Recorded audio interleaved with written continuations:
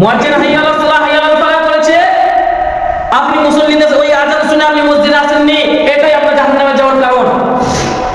আপনাকে দাওয়াত দিতে যাওয়া হয়েছে মসজিদে আসুন, আপনার সময় হয়ে গেছে নামাজে, 10 বছর পর নামাজের সময় হয়ে যায়, বাধ্যতামূলক নামাজ পড়তেই হবে, আপনি আসেননি, এটা হবে আপনার জাহান্নামে যাওয়ার কারণ। যে আপনি ওই দাওয়াত নিয়ে মসজিদে আপনি নামাজে হাজির হন, জামাতের সাথে নামাজে হাজির হন, এই যাওয়ার কারণ থাকবে, এটা সর্বপ্রথম কারণ থাকবে এটা নামাজ। আমি আপনি মনে করছি আজকে আমরা নামাজ যারা পড়ছে সময়টা নষ্ট করছে, সেই সময়ের জায়গায় আমি আজ 20,000 কামিয়েছি, ওই সময়টা ও নামাজ পড়েছে, 5 ওয়াক্ত নামাজে 1 ঘন্টা ব্যয় করেছে, আমি 1 ঘন্টা 1 কোটি টাকা কামিয়েছি।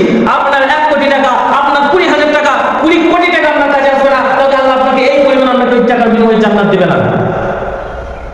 ঘুরে ওই যত টাকা আপনি কামিয়েছেন সমস্ত জিনিসকে বলা যেমন বিষাক্ত সাপ বানিয়ে দেওয়া হবে, যে সাপ যদি দুনিয়াতে একবার ছবল মেরে দেয় একটি ব্যক্তি বেঁচে থাকবে না ওই বিষাক্ততে, ওই রকম সাপ বানিয়ে বিষাক্ত সাপকে আপনার উপরে দংশন করা হবে।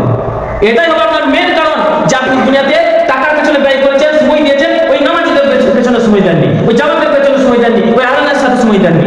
মেন কারণ থাকবে এটা। এটা আমার কথা না, এটা আল্লাহ তাআলা কোরআনের কথা বলছেন। কালকে জাহান্নামীরা একটাই উত্তর দেবে, যেটার কারণ থাকবে জাহান্নামে যাওয়ার, সেটা হলো নামাজ।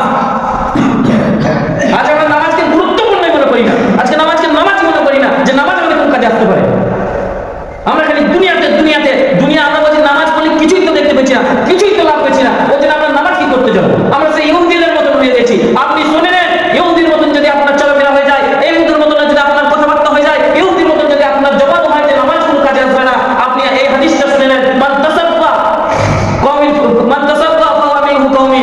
আপনি শুনে নেন, যে ব্যক্তি যার জীবন অনুসরণ করবে কাল কিয়ামতের দিন সেই ব্যক্তির সাথে হাসর নাসর হবে।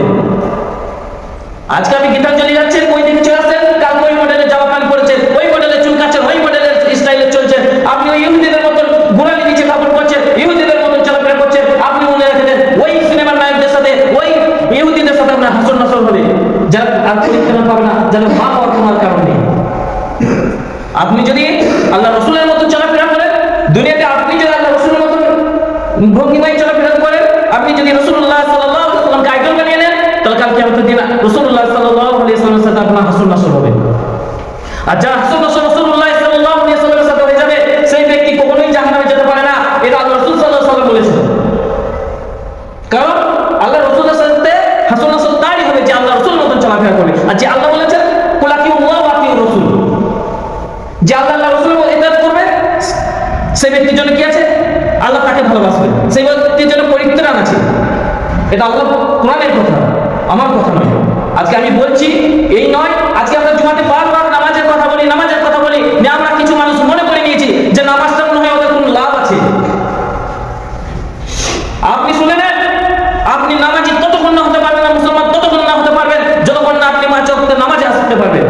আপনি ততক্ষণ পর্যন্ত মুসলমান না হন। এই জন্য আপনাকে নামাজে আসতে বলা হয় যে আপনি মুসলমান হয়ে যান।